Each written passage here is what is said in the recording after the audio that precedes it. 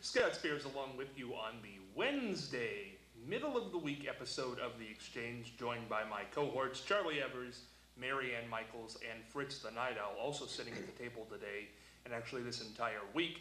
Broadcasting legend from WBNS in Columbus, Lucy's Toy Shop, the claim to fame, probably for most people, Chuck White, and also joined today by Dr. Scott Gray, who's going to give us some need-to-know information about his background and new book. But before we do any of that, we need to thank our sponsors, the Ohio Neck and Back Pain Relief Centers, Scott M. Gray, D.C., across from the Marion Center between TSC and Kroger. Call 740-386-6580. Night Owl Theater, located on the net at fritzlives.com. For more info, email nightowltv@yahoo.com. And Bucyrus Placemats. To put an ad in, call 419-562-8473, located at 116 Wayne Avenue in Bucyrus, also on the net at bucyrusplacemats.com. And now, as we do each and every day, we're going to start off with a good friend of mine with some fascinating facts. Charlie Evers. Charlie, you got a little snappy yesterday about my Colonel Sanders story, but you're still here. Go ahead. Yeah, okay. In the West End of Marion years ago, there used to be a pharmacy. And back years ago, the pharmacist could make his own medicine and sell it. Now they couldn't begin to do that because of all the FDA laws. But there was a Lower's pharmacy, and Mr. Lower wanted to get out of Marion, so he built what he called Briarcliff Manor, clear out in Grand Township. Now, Grand Township does not have a village, a city, or anything. It is all country, beautiful country. And he built his little mansion right on the top of an Indian mound, and about as far away from here as you can get. And of course, they're all gone now, all the people that occupied Briarcliff Manor. But it was quite something for a pharmacist to build a mansion 20 miles away, out in the country, and beautiful territory. Wow.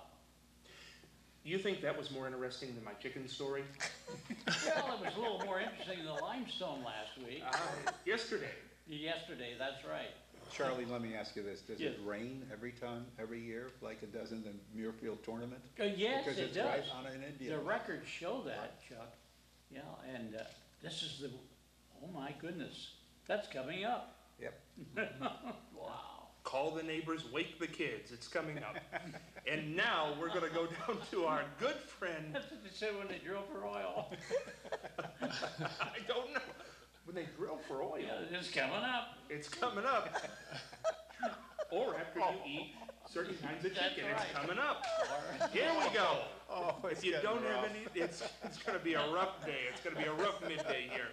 If you don't have anything to do tonight, you want something to do, I'll tell you what you can do. You can grab a bucket of chicken, sit back, watch a great movie picked out by this guy, Fritz the Night Owl, with the Flick Pick. Thank you, Scott. Over the years, I get about 20 to 30 letters on Night Owl Theater, people requesting movies. And the two most requested stars I got, and you got to remember in those days we showed Fred and Ginger and Betty Davis and Burt Lancaster and John Wayne, had all kinds of movies. But the two most requested performers we got were for Godzilla and Elvis. And when we would show an Elvis movie or had an Elvis week, I mean to say, people were ready to elevate me to sainthood. So tonight, I'm going to recommend an Elvis movie for you. This one goes back, it was the first movie that Elvis made after he got out of the Army. It's called G.I. Blues. Elvis was 25 when he made this, but he still looks 17, and you wouldn't recognize the pre-Army Elvis. The swagger is gone. The rock and roll hip swinging is all gone. All that's left, the lecherous leer is gone. All that's left is the droopy eyelids. And but Elvis looks great. He sounds great. It's about he and a couple of his GI buddies who want to put together a musical group and make musical history. A lot of good songs in it, including an updated version of Blue Suede Shoes. And the female lead is played by dancer Juliette Prowse. She's versatile. She's intriguing, fun to watch. So, it's a 3-star Elvis movie. First one he made after he got out of the Army, and I think you'll enjoy it. Elvis Presley, G.I. Blues. You can't go wrong with an Elvis Presley movie. Viva Las Vegas, Blue Hawaii. Boy, he did some great movies, and there are some dedicated fans for Elvis Still are. Presley. Oh, yeah. Yeah. Still there. We, with Chuck White here and Fritz the Night Owl, we've been reminiscing about some of the great WBNS stars of yesteryear, and I want to get one more in today on Wednesday. We talked about him with Dave Kaler last week. He's elusive. He's definitely in retirement now, but boy, he's a great guy, and that's Joe Holbrook, weathercaster extraordinaire. Chuck, tell me about Joe. Joe was a classic. It was, I have to tell you, and Joe killed me for telling you this, a story that happened. Forgive me, Joe. Many years ago, back in the early days when Fritz and I were, when Fritz had just left and I had started there were no women in the station at all in the evening. There were all men on the switchboard. Do you remember this, Mary Ann? Yes. Okay. So, which meant that it left it open for all kinds of practical jokes and all kinds of pranks. Well, Joe Holbrook was doing the weather one evening, the 11 o'clock news, and one of the commercials that was on that show was for Shell Oil. Well, Joe would have put on the cap, the Shell cap, the Shell jacket, the shirt and the pants and everything, but it wasn't Joe, it was Don Riggs was the guy who was doing the commercial. Don would don this outfit, which looked like a Shell outfit, what the attendants wore. But Don would always come to work every day with these SK boots on. You know, I don't have to use We know what SK means. Okay, The right. second word's kicking. Exactly. Yeah, there you go. Exactly. He'd always wear these boots to work. And if he even had a suit on, he'd have these SK boots on. On a particular evening, Don had, the way the news went, Bill Pepper would do the news, and then we'd go to a commercial, et cetera, and we'd do the weather, and then later on in the sports, et cetera. The commercial had been done. Don Riggs, he had done the Shell commercial with his hat, and he was standing in front of a diorama, which was the Shell station. It was so that it looked like he was actually at a Shell station.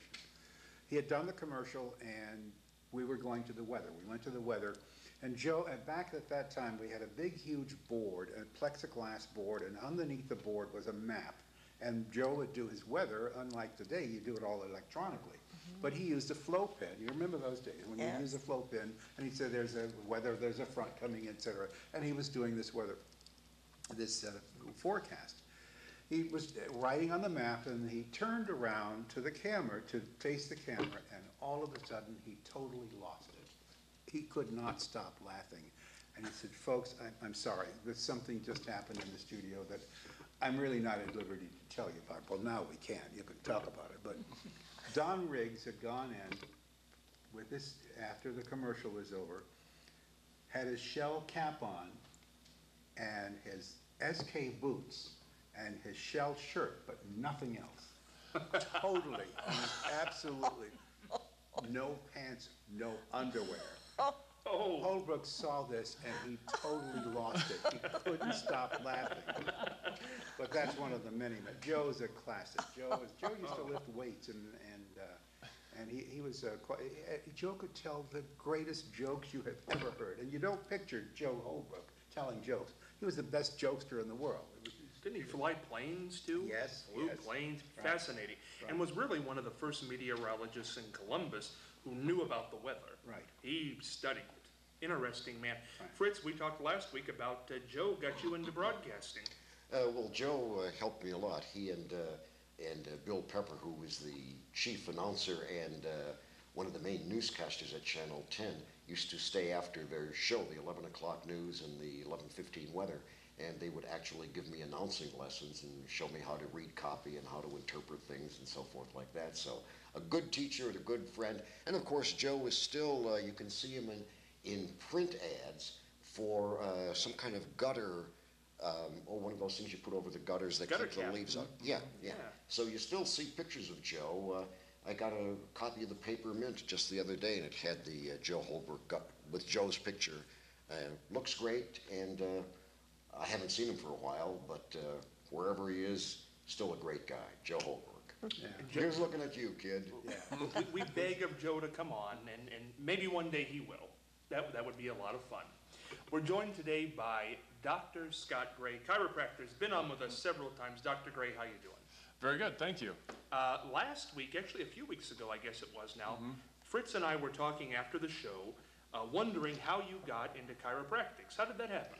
Well, that's an interesting story. I mean, it all started back when I was in undergraduate school, and I was going to school down at Columbus State in Columbus there, and I was going down 315 and came around the corner, and everyone was stopped in morning traffic. So I slammed on my brakes, and I was able to stop short of the person in front of me. But a few seconds later, someone came around that curve, didn't see me, and I got hit at about 55 miles an hour from behind. So my whole goal back then was I always wanted to be a doctor. Ever since I was a little kid, I wanted to be a doctor, wanted to help people, and really all I knew was the medical model. So that was the way that I was going, was to be a medical doctor. So what happened with this car accident is obviously this damaged my car a lot, but it damaged my neck even more. And I was unable to turn my head to the left or to the right. There's many viewers out there that may have had whiplash injuries before, and that was a very severe whiplash injury that I endured. And I had neck pain all the way down into my back as well. So, you know, I had all this pain, didn't know what to do about it, and took some medications, some muscle relaxers, and nothing really worked for me. And little did I know, I grew up with my family, and then both my grandmas lived with me. And my mom went to a chiropractor as well as one of my grandmothers. And they said, you need to try our chiropractor. So, and his name is Glenn Izor. He's a doctor down in Dublin, still practices down there. And I went into him, and he got me better. He got my neck moving again, and I started to learn about chiropractic. I got more and more interested in it, and started to talk to some of my parents' friends from back at their school who became chiropractors, and talked to them about what it's all about. And I learned that there was a way to heal the body without taking drugs, without taking medications, and that really appealed to me more than going the medical route, being able to help people without those pain medications and things with the side effects. So that's how it all started for me into chiropractic. You know, and you have a great book. We should mention this and how people can get it. Good Back, Bad Back. Yes, Good Back, Bad Back. This one specifically is for women. There's definitely some things in here that men can use as well, but this really takes a woman through her day to show her things that they can do to prevent back pain from coming on, and also some things to eliminate back pain as well. But it's the 10 things women must know to eliminate back pain, to look and feel younger. And you can go to Amazon.com or BarnesandNoble.com and order that book. But you can also go to my website for the book, which is goodbackbadback.com. So it's just goodbackbadback.com. And right on the top there, you can actually get the book for free. You can download a free version of it right there on the front page. And I've also got some videos on there, some exercises and stretches depending on if you're having neck pain, back pain, headaches, sciatica, pain in your legs, carpal tunnel, different things that people can do for those types of problems. Now, Chuck, have you ever dealt with any kind of back pain in your life? Oh, absolutely. Yeah, as a matter of fact, I, for 20 years, had a medical massage therapist that I would go to on a regular basis. And it got to the point where I could deal with whenever my back went out, it would come right back in because of the regular massage therapy. And he was just dynamite. But to me, I'm not really a drug taker, and I don't like to take medications at all. I do if I'm in pain of some kind, if it's necessary, but very seldom do I take drugs of any kind. But when my back goes out, I gotta give it a good stretch, and that helps tremendous. That'll help me more than a leave or anything else if I stretch it right, pull my knees up to my shoulders and get. Yeah, I've had it before, and sure.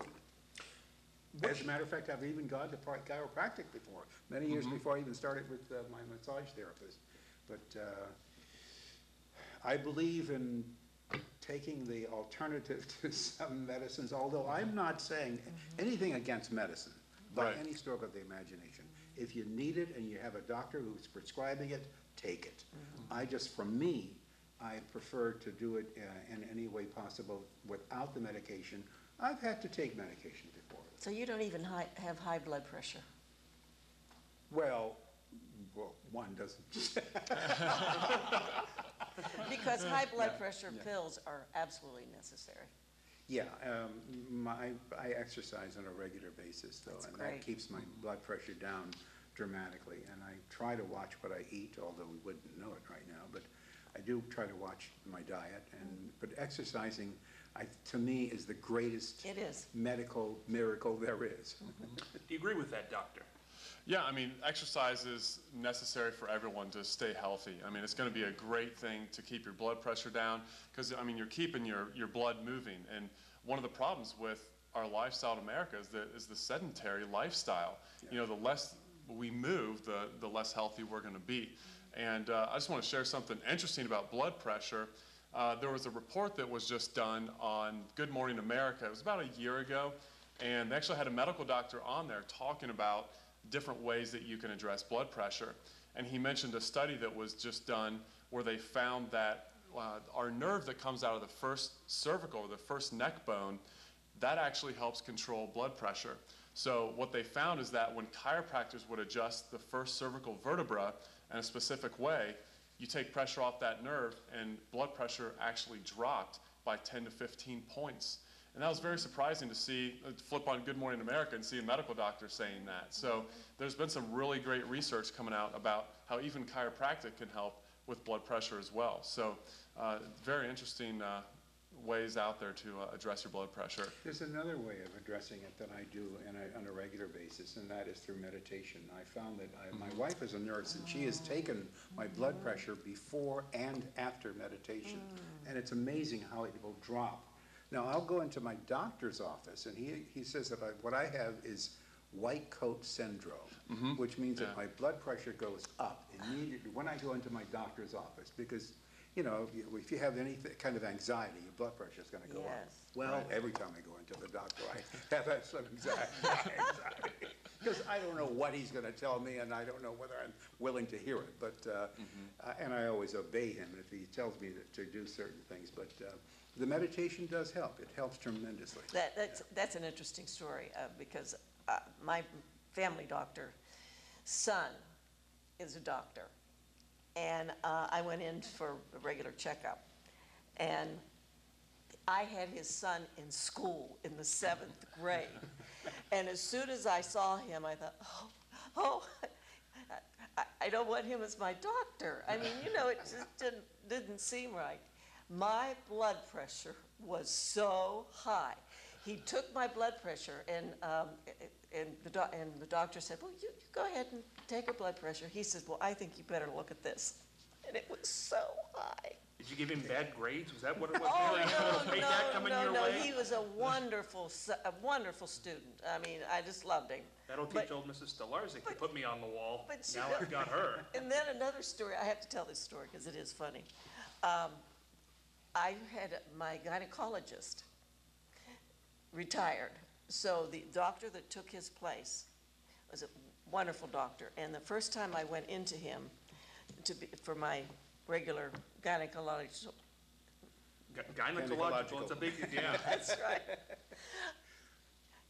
I sat down across from him. He says, Mary Ann Michaels, when I was going to medical school, I watched you on the 6 o'clock news every day. I'm like, oh, no. And he's your gynecologist now. Oh, he was young, and he had these rosy cheeks, and I thought, oh, my, he's going to be my gynecologist. That is quite a story. Gynecological Wednesday here on The Exchange. That would be a little bit uncomfortable, I think. It's A little awkward. A little awkward. But he turned out to be a wonderful gynecologist, and I still go to him, so, you know, it's okay. It worked out okay It worked in out. the But end, no pun. boy, when he made that statement, I thought, oh, my. Oh, goodness. Doctor, I have a question for you, and it's not about gynecological things. Good, that's not my You expertise. know, here's what I want to know. Chiropractics, because we've talked about it being so prevalent and taking the forefront. we seem to be an age-conscious society in that I think we all want to live forever. You know, we want to go on and on and on as healthy as we can. What can be done in the chiropractic field to extend life? Is there anything? Actually, there's a lot of research out there on the way that the spine affects different areas of your body when the spine goes out of alignment, okay? When your spine goes out of alignment, the problem is it irritates the nerves. And those nerves are what come down from your brain and control everything. They go to all your organs and control the way your heart beats, the way your lungs breathe. Everything that happens is controlled through that. So what happens then is they've actually looked at the research, and it's actually shown that when you have a subluxation, which we call misalignment of the bone, when it hits those nerves, it can actually cause inflammation out at that organ that nerve actually goes to.